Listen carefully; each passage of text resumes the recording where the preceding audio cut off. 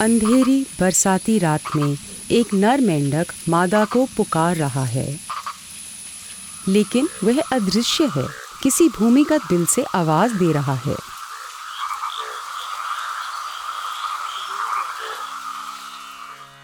हिंदू पौराणिक कथा अनुसार राक्षस राज महाबली अपनी प्रजा से मिलने साल में एक बार पाताल से बाहर आते हैं। दक्षिण भारत के केरल में यह दिन ओणम के त्योहार के रूप में मनाया जाता है। महाबली की तरह ये मेंढक भी साल में सिर्फ एक बार ही बाहर आता है, मॉनसून की पहली भारी बारिश में बस कुछ घंटों के लिए। मिलिए महाबली मेंढक से।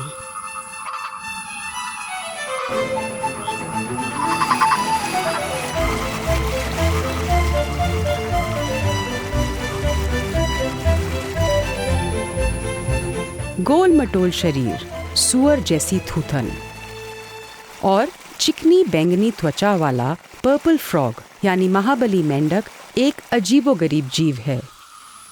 यह मेंढक एक रहस्य है।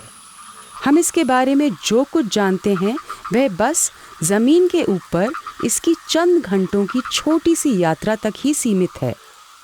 जमीन के अंदर का इसका जीवन एक पहेली है।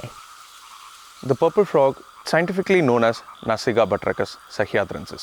Nasica means nose, batrachus means frog, and sahyadrensis comes from their distribution, which is in the Western Ghats. All its genetic relatives are a group of frogs called zooglossids, which are found in the islands of Seychelles, and amphibians who can't tolerate salinity. And this genetic relationship makes the species a living evidence of the Gondwana land hypothesis. Gondwana भूमि सिद्धांत के अनुसार लगभग 18 करोड़ वर्ष पहले दक्षिण गोलार्ध में स्थित एक प्राचीन महाद्वीप खंडित हो गया और इसमें से आज के दक्षिण अमेरिका, अफ्रीका, सेशल्स, अरब, मेडागास्कर, भारत, ऑस्ट्रेलिया तथा एंटार्क्टिका बन गए।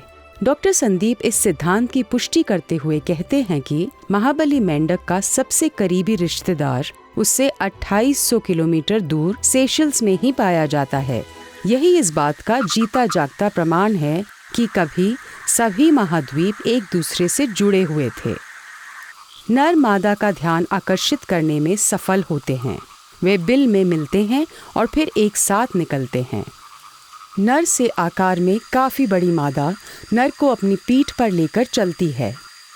तेज धाराओं तथा भारी बारिश का सामना करते हुए वे अंडे देने की जगह तक पहुंचती है। यह जगह है मौसमी प्रवाह के तल में बनी एक दरार।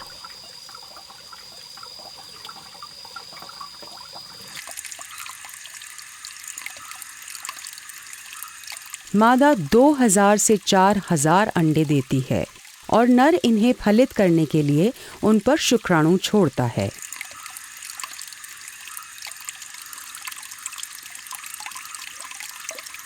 जल्द ही यह जोड़ी अपने भूमिगत बिल में लौट जाती है, जहां वे अपना अगला पूरा साल गुजारते हैं। यही कारण है कि हम इस मेंढक के बारे में बहुत कम जानते हैं।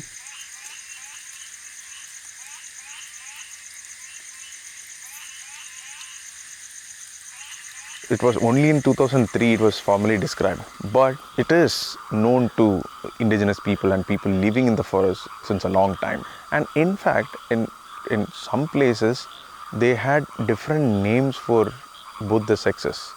So in some place, the male is called Padal and the female is called Padayal. Kunyuna, Pandimukan. There are several names in different areas of its distribution. Doctor Sandeep के अध्ययन से पता चलता है कि महाबली मेंढक मुख्यतः कानूनी संरक्षण प्राप्त अभयारण्य तथा राष्ट्रीय उद्यानों से बाहर के जंगलों में पाए जाते हैं।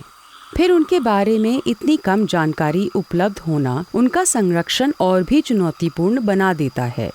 डॉक्टर संदीप का मानना है कि महाबली मेंढक को बचाने की दिशा में पहला कदम है उन्हें लोकप्रिय बनाना। To conserve a species, it should be known by everyone. In that particular aspect, we thought about like how to make this animal popular and all, and that's when we realized that we could possibly or we could actually compare this species with the legendary mythological character King Mahabali.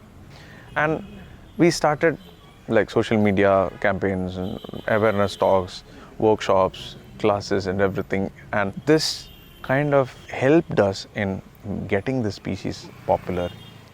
महाबली मेंढक के जोड़े की एक दिन की यात्रा भी खतरों से भारी होती है। उन्हें एक अशांत आवाज से गुजरना और तेज वाहनों के बीच से रास्ता पार करना पड़ता है, वह भी मूसलाधार बारिश में। कई मारे जाते हैं तो कई और उल्लू और सांप, विशेष रूप से मच्छेरे उल्लू और पानी वाले सांप का शिकार हो जाते हैं। वापस पानी में फलित अंडों को भी कई चुनौतियों का सामना करना पड़ता है। कुछ तेज बहती धारा में बह जाते हैं तो कईयों को शिकारी खा जाते हैं।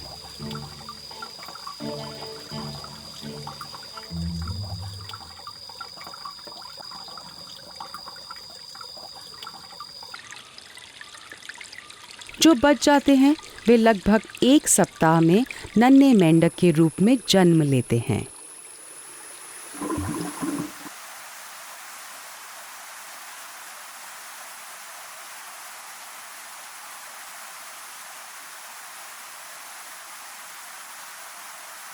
इन नन्हे मेंढकों का मुंह चूसने के लिए अनुकूलित हो चुका है, जिससे यह तेज धाराओं के बीच भी शैवाल चूसने के लिए चट्टानों से चिपके रहते हैं।